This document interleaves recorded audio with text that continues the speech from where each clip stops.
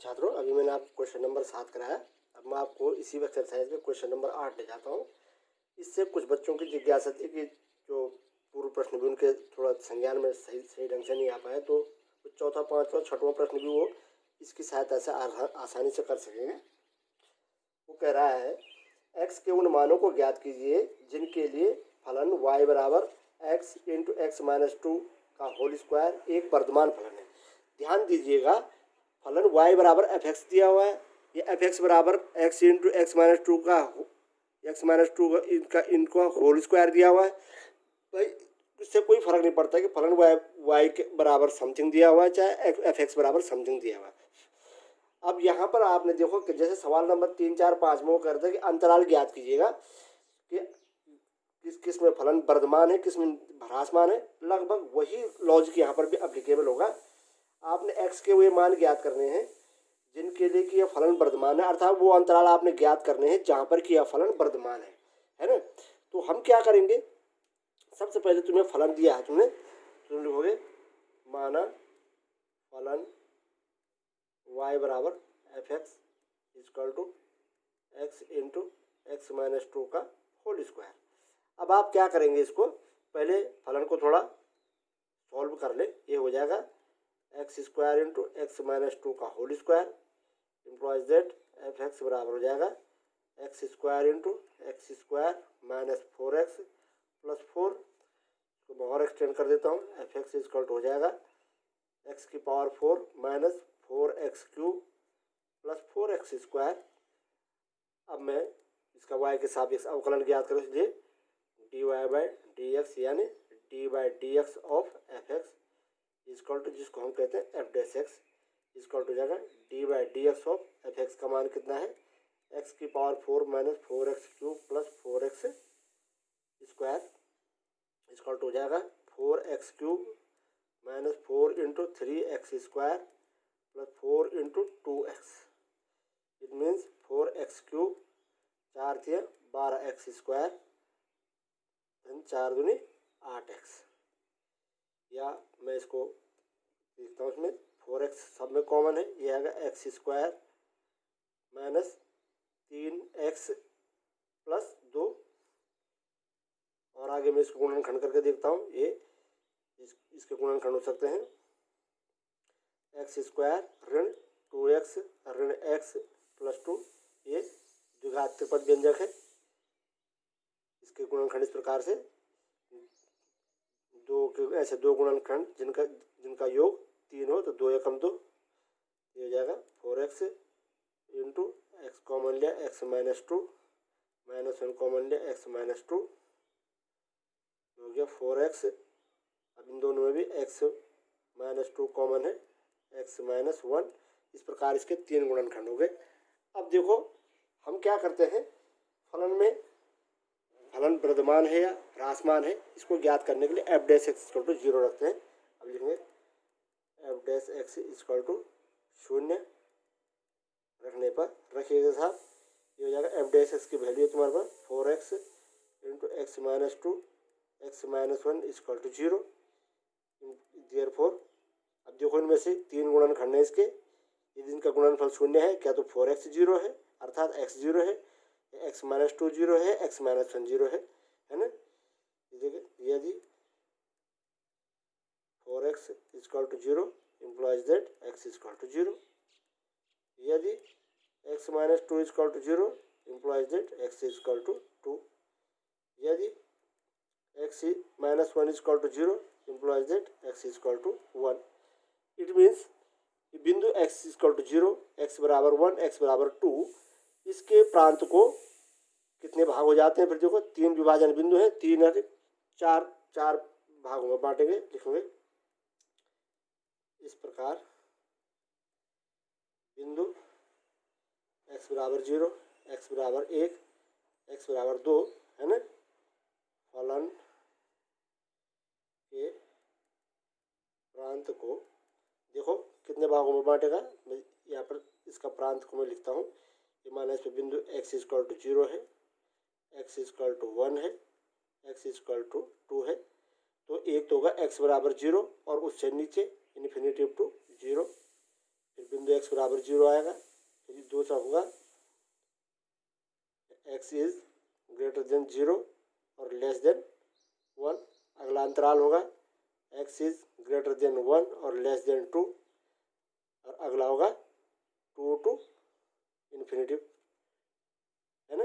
इस प्रकार देखो 4 अंतरालों में बांट रहा है। प्रांत को 4 संयुक्त अंतरालों minus infinity to 0, 0 to 1, 1 to 2 और 2 टू इन्फिनिटिव में विभक्त करता है। अब इन 4 अंतरालों में हम परीक्षण करते हैं कि फलन के स्वभाव में क्या, फलन के व्यवहार में क्या प्रभाव पड़ रहा है। तो चलिए इसी में मैं तुमको दिखाता हूँ कि क्या क्या उसके फलन के व्यवहार में प्रभाव पड़ रहा है। तो पहले अंतराल के लिए चलता हूँ मैं।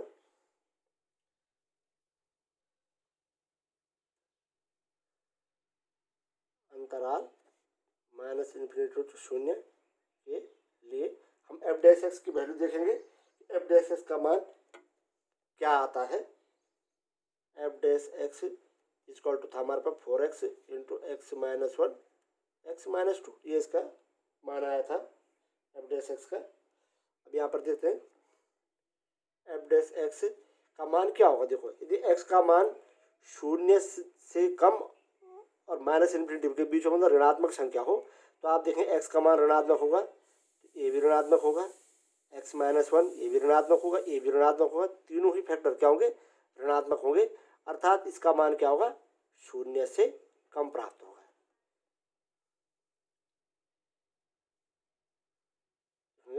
क्योंकि यदि x इज लेस देन 0 अर्थात x का मान ऋणात्मक हो तो क्या होगा,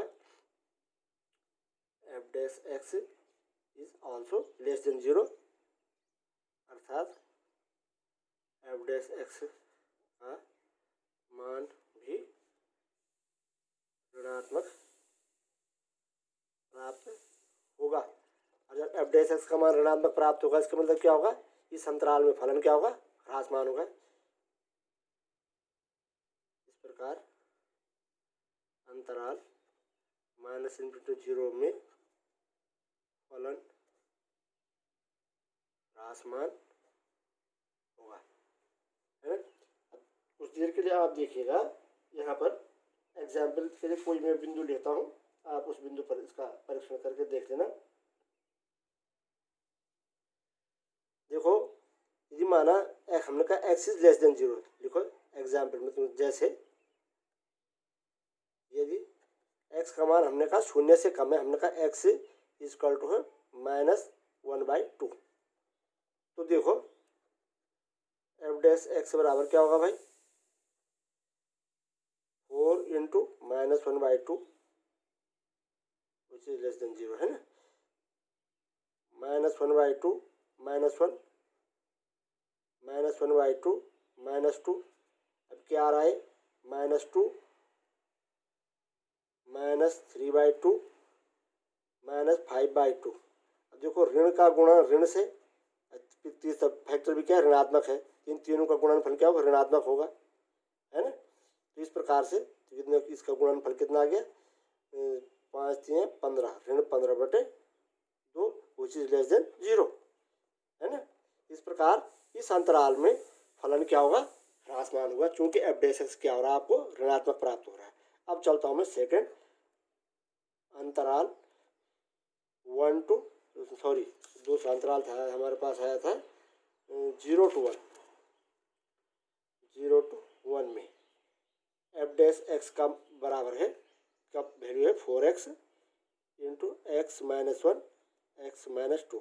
इस अंतराल में देखिए, इस अंतराल 0 टू 1 में ये एक्स का मान धनात्मक यदि हो जाता है तो ये धन हो गया, ये ऋण हो सकता है, बल्कि ये 0 और 1 के बीच में है विवृत अंतराल, ये भी ऋणात्मक होगा और ये भी क्या होगा, ऋणात्मक होगा। अर्थात ये दो फैक्टर तो ऋणात्मक प्राप्त हो रहे हैं और ये क्या हो रहा है, ये धनात्मक प्राप्त हो रहा है। ये ऋण है, ये ऋण है। अब ऋण गुणा धन धनात्मक हो रहा है। F dash x is greater than 0, है ना। अर्थात अंतराल 0-1 में एफ डैश एक्स धनात्मक प्राप्त होता है। जैसे मैं एग्जाम्पल दे रहा हूँ, जैसे यदि 0 to 1 में हमने कहा सपोज माने 1/2 है, 0 और 1 के बीच में, which is lies between 0 to 1, है ना। अब देखिएगा इसमें इसकी वैल्यू क्या देखेगा, एफ डैश एक्स के लिए मान रखिएगा ये 4 × 1/2 1/2 - 1 × 1/2 - 2 क्या हो जाएगा, 2 - 1/2 माइनस 2 दूनी 4 में से 3/2 कितना हो गया भाई, ये 3 एकम 3/2 विच इज ग्रेटर देन 0, धनात्मक है ना। इसलिए अंतराल 0 to 1 में फलन एफ एक्स क्या होगा, वर्धमान होगा। अब चलते हम तीसरे अंतराल में, थर्ड पार्ट, अंतराल 1 to 2 में चलिएगा। एफ डैश एक्स का मान क्या आता है, इसका मान है 4x × x - 1 x - 2। यहाँ पर देखिएगा 1 से 2 के बीच में यदि माना इसका मान प्राप्त होता है तो धनात्मक होगा, तो ये धन होगा। 1 से 2 के बीच में इसका मान यदि हम लेते हैं 1 से बड़ा लेंगे तो क्या होगा, ये धनात्मक प्राप्त होगा। 1 से अधिक है ना, और 1 से 2 के बीच में ये ऋणात्मक प्राप्त होगा। अर्थात तीसरे अंतराल में ये पहले 2 घटक तो धनात्मक है, तीसरा ऋणात्मक है। इसके मतलब तीसरे अंतराल में फलन क्या हो जाएगा, इसमें ह्रासमान हो जाएगा।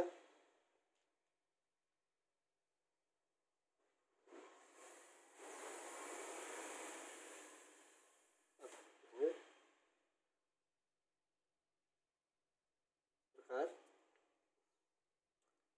1 to 2 में, अंतराल 1 to 2 में एफ डैश एक्स क्या होगा, ऋणात्मक प्राप्त होगा, लेस देन 0, है ना। अर्थात फलन ऋणात्मक